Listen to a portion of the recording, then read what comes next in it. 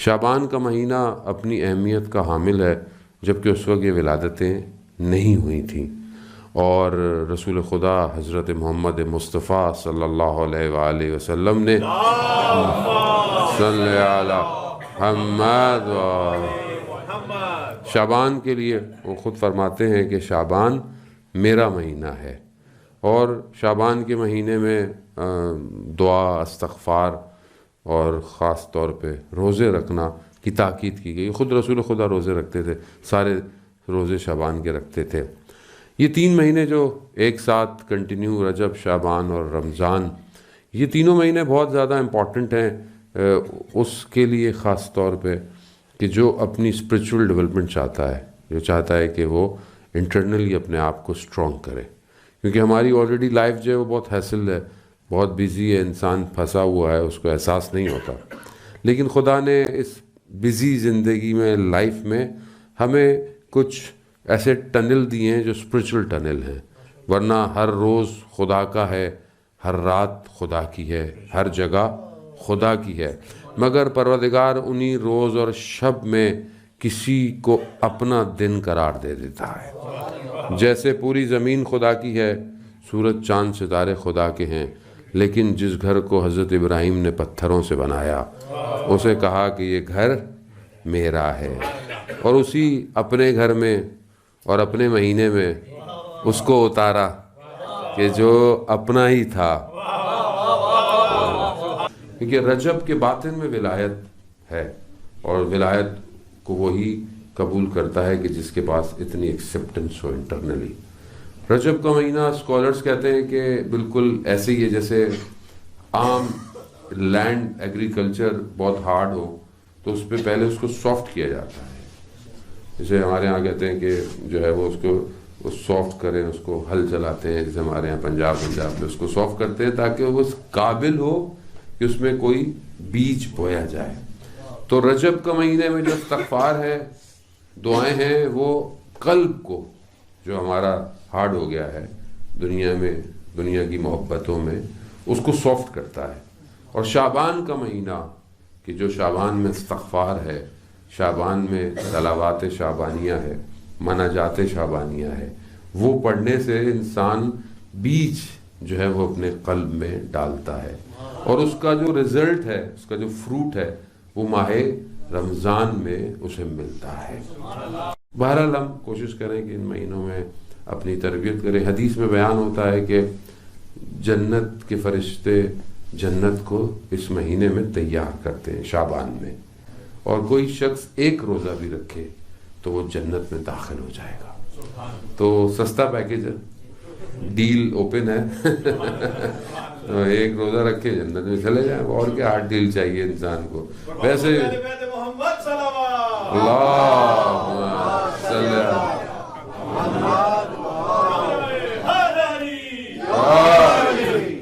اب بزرگ کہیں گے بھائی ہماری زندگی گزر گئی باتیں کر کر کے، آپ ایک روزے میں بھیج رہے ہیں پبلک کو۔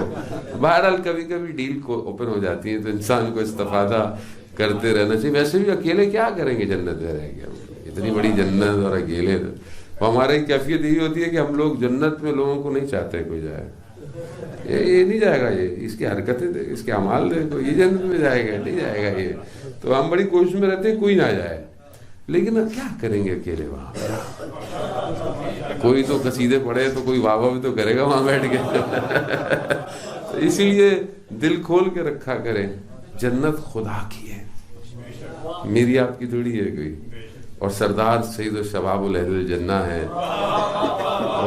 وہ امام حسین ہے، امام حسین جسے چاہے ہدایت دے، جیسے چاہے ہدایت دے، سردار ہے، سرداروں کی جنت ہے، جسے چاہیں بھیج دیں، جسے چاہیں لے جائیں، ہماری کون حیثیت ہے، ہمیں تو اپنی فکر ہونی چاہیے کہ ہمیں بھی انٹری ملے گی یا نہیں ملے گی۔ ظاہر بات خوب یہ ہستیاں ایسی ہیں، اور ایکچوئل تو بہرحال یہی ہے کہ ہم اپنی زندگی کو ان کی زندگی کے بتائے ہوئے طریقے پر گزاریں، جیسے انہوں نے کہا ہے ہم اپنے آپ کو ویسے سٹریم لائن کریں، ہماری زندگی ویسی ہونی چاہیے۔ اور ظاہر ہے جس کی جتنی معرفت ہوتی ہے، جتنا جو ان کو پہچانتا ہے، شناخت کرتا ہے، انڈرسٹینڈنگ بڑھتی جاتی ہے، انسان کا عمل بھی بڑھتا چلا جاتا ہے۔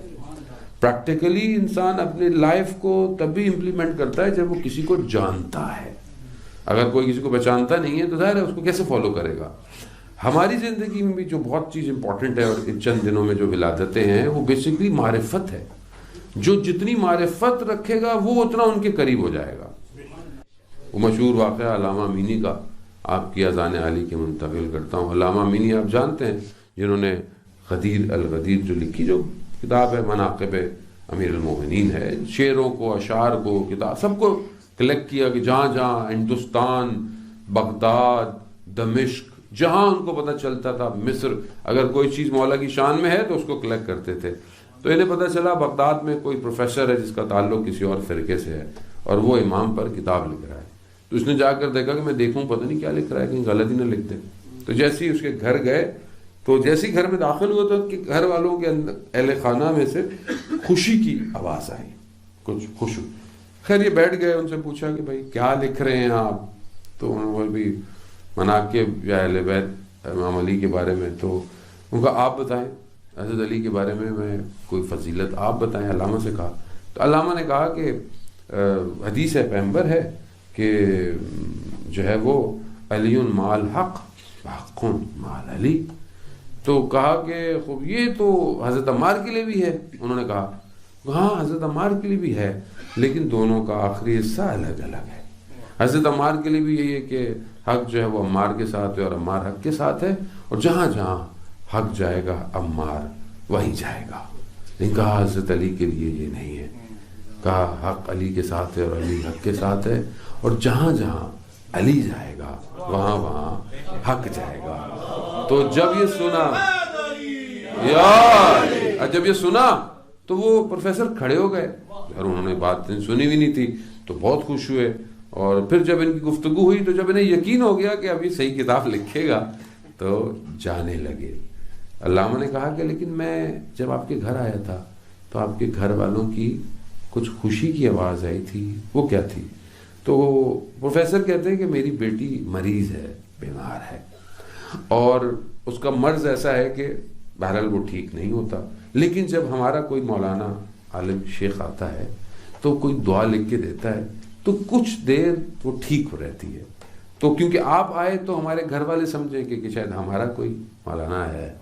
تو انہوں نے کہا کہ اگر آپ برا نہ مانیں تو میں بھی کچھ لکھ کے دے دوں آپ کو. تو ہاں لکھ کے دے دیں. تو انہوں نے کچھ لکھا، کاغذ دے دیا، چلا گیا.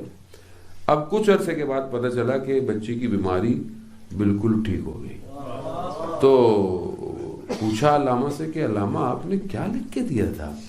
تو علامہ نے کہا کہ میں نے تو کچھ نہیں، میں نے تو کاغذ پر صرف علی لکھ کے دیا تھا.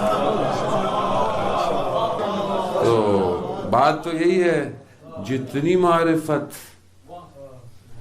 جتنا قلم، ایسے ہی ہے نا.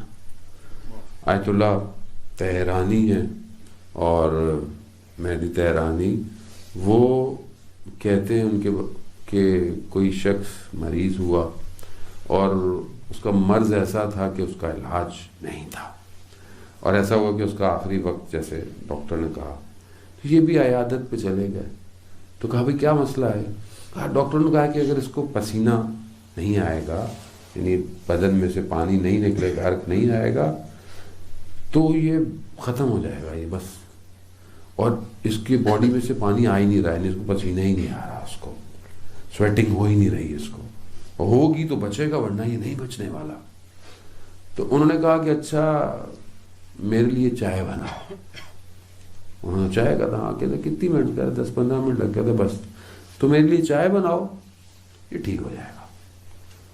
ان کو 10-15 منٹ چائے بنانے میں جیسی چائے کا کپ آیا اس کو پسینے آئے، یہ ٹھیک ہو گیا. انہوں نے نارمل چائے پی، کچھ بھی نہیں کہا، اٹھ کے جانے لگے. تو کہا مولانا رکیے، یہ کیسے ہی ہوا؟ یہ کہا کیا کیسے ہوا؟ کہا آپ نے اتنا کیلکولیٹڈ بولا تھا جیسے آپ کو سب پتا تھا کہ جتنی دیر میں چائے آئے گی اتنی دیر میں ٹھیک ہو جائے گا. کہا یہ کیسے ہوا؟ کہا میں نے ساری زندگی اپنے امام کے لیے گزاری ہے، اپنے امام کے لیے اپنے آپ کو بچا کے رکھا ہے. تو مجھے یقین تھا کہ جو میں کہوں گا امام وہی کریں گے. تو معرفت یہی ہے کہ میں اپنے امام کے لیے کتنا اور کیا کر رہا ہوں، پھر تبھی انسان توقع رکھے نا. اب علامہ امینی ساری زندگی حضرت علی کے فضائل لکھتے رہے، تو وہ تو علی لکھتے تھے تو لوگ ٹھیک ہو جاتے تھے.